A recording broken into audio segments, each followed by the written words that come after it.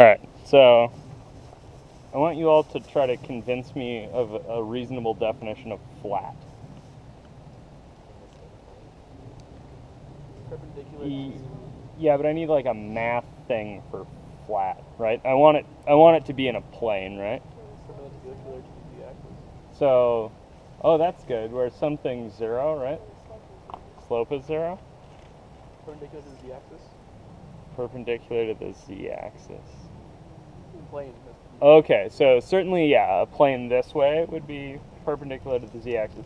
This is a plane, though, right? Is it perpendicular to my z-axis over here? Nah. Right, because my z-axis sticks straight up out of the ground.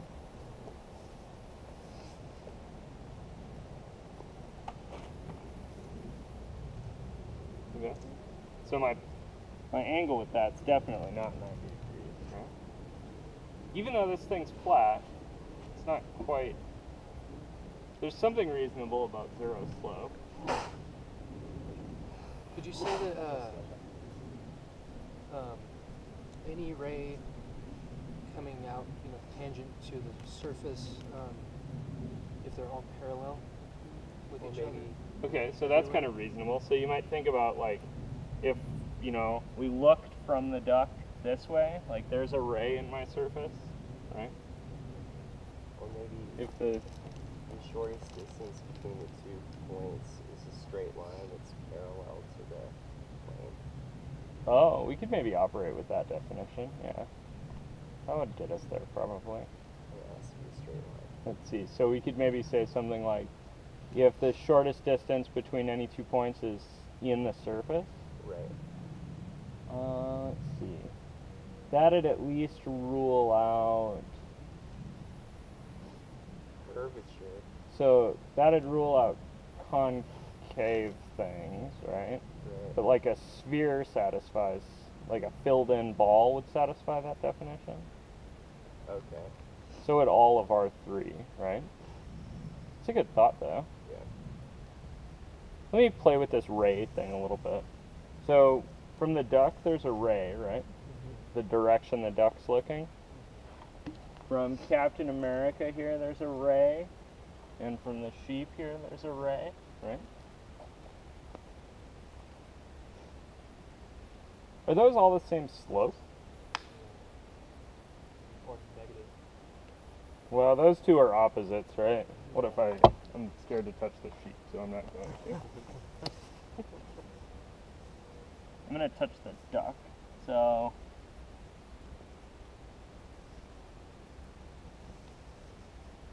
So what's the slope of the duck's line? Can you guys estimate that? Like the duck's ray? Like relative to the ground? So relative to the z-axis. Oh. So does it rise in the z direction? Balls. Yeah, I tried to make it pretty flat, right? You guys see that's roughly on a level curve? Yeah. Like if I was going to draw level curves on this thing, they'd be a bunch of lines that were parallel, right? Even that, it turns out, isn't quite enough to satisfy this, like to actually say it's a plane. So what I need to do is I need to agree on a direction to look. And if everybody's looking in the same direction, right, then what would the slopes be? The same. Yeah, then they should all be the same. So our definition for a plane is going to be, if you look in the same direction from any point, then the slope is the same. And conveniently, I have two kind of global directions. What are my global directions I have? Parallel to the y-axis. Parallel to the y-axis and parallel to the x-axis seem like good choices, right? So those would say not wherever the figure's looking, but like Captain America here, right? Parallel to the x-axis will be this way. Parallel to the y-axis will be that way. Right? X-axis is pretty close to level. Y-axis is downhill a bit. If I go to the sheep and I do parallel to the x-axis and parallel to the y-axis, you guys see those are the exact same slopes. And then if I go to the duck, And from the duct, what am I looking for again? Parallel to the x, y. Parallel to the x-axis, okay, and parallel to the y-axis. And those are probably the same, right? Yeah. Okay, see that? Okay, so that's going to give us a way to write down the equation of a plane in an arbitrary place. That's really all we're going to talk about today is flatness. Cool? Can you guys give me an intuition on how to write that down?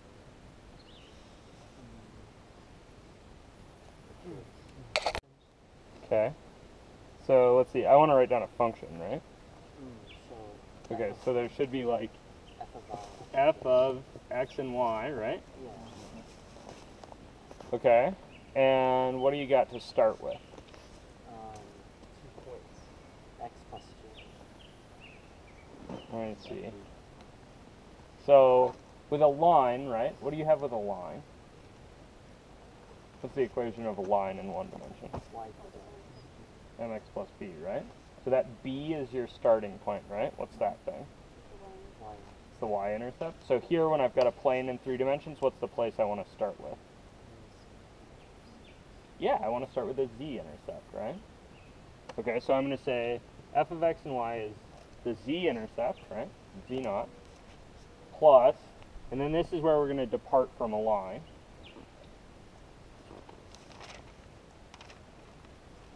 You guys can stand up and come over here if you want to be able to read both.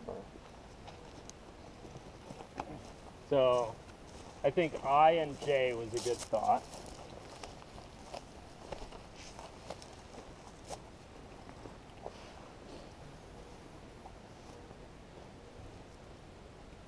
Okay, so if I thought about just looking in the x-axis direction, right, like all my figures, they're looking in the x-axis direction. Right? If I just thought about these lines going this way, what's the shape I'm looking at in that direction? Yeah, it should be a line, right?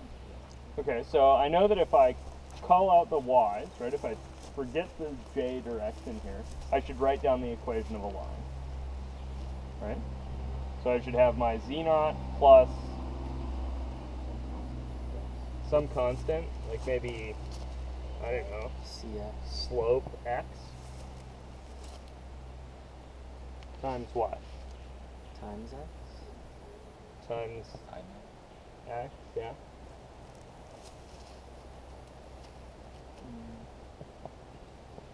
X minus x.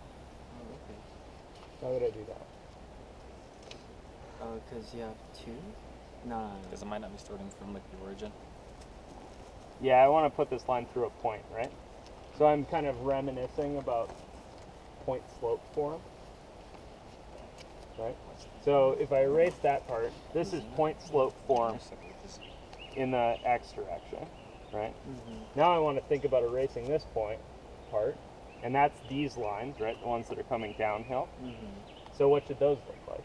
What should the equation in that direction look like? Slope of x, quantity, y minus y naught. Slope in y times y minus y naught. Perfect.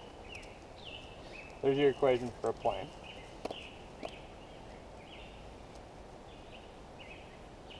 So, what's the difference between this and a line?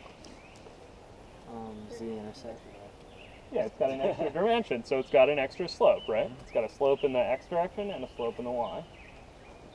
Cool? That's all there is to equations for line, equations for planes.